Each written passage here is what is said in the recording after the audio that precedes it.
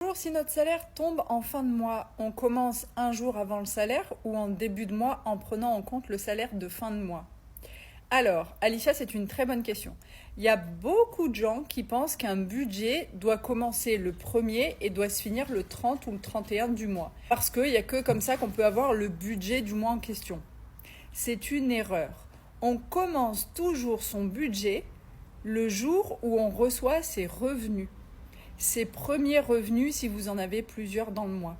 Donc, peu importe si on est le 1er, si on est le 5, si on est le 15, si on est le 20, le 25, le budget, il doit être propre à chacun.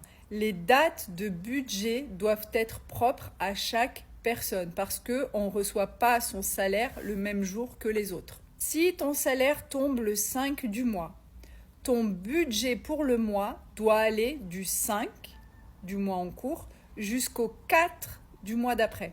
Donc, si ton salaire tombe le 20 ou le 25, tu vas commencer ton budget du 20 ou du 25 jusqu'au 19 du mois d'après ou du 24. Vous avez compris le système. Il faut impérativement qu'il y ait effectivement les 30 jours entre vos deux salaires. Donc, vous mettez les dates auxquelles vous recevez votre salaire. Pas du 1er au 30 parce que le mois commence le 1er et se termine le 30. Si vous faites ça, vous serez en décalage. Un budget, c'est quoi? Un budget, c'est un outil qui va vous dire où doit aller votre argent chaque mois. Et pour dire à votre argent où aller chaque mois, il faut commencer ce budget le jour où l'argent tombe sur votre compte. Si vous le commencez une semaine avant, vous allez fausser le budget. Parce qu'une semaine avant, votre compte n'aura pas le salaire en question avec lequel vous voulez faire le budget.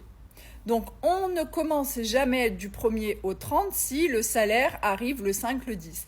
On se base toujours sur les dates de salaire pour déterminer les dates de début de budget et de fin de budget. Et on s'arrête, donc la date de fin doit être la veille de recevoir le nouveau salaire. Et ainsi de suite.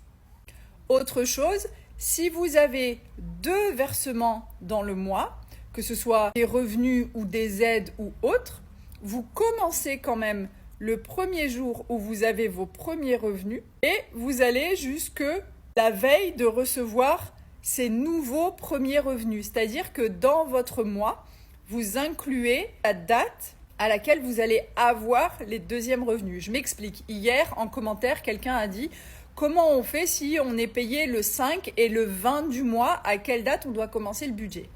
Il faut que tu commences ton budget le 5 du mois et le faire aller jusqu'au 4 du mois d'après. Il faut que tes revenus qui tombent sur ton compte le 5 du mois puissent couvrir les charges qui vont venir se prélever sur ton compte jusqu'à l'arrivée du deuxième salaire ou des deuxièmes revenus. Donc, dans la mesure du possible, il faut que tu puisses payer tes charges fixes à minima avec ce premier salaire qui tombe le 5. Le salaire ou les revenus qui tombent le 20 vont servir à payer le reliquat des prélèvements ou les charges variables. Et dans la mesure du possible, si c'est quelque chose de récurrent, si tu as toujours ces 2 mêmes dates de versement, tu vas faire en sorte d'aligner au maximum tes dates de prélèvement. On peut changer ces dates de prélèvement, donc tu vas faire en sorte que ce qui sort de ton compte ne soit pas supérieur à ce qui rentre en début de mois et de décaler certains prélèvements si besoin au 20 pour que ces revenus du 20 puissent absorber cette charge. Voilà, il n'y a plus qu'à maintenant. À vous de jouer.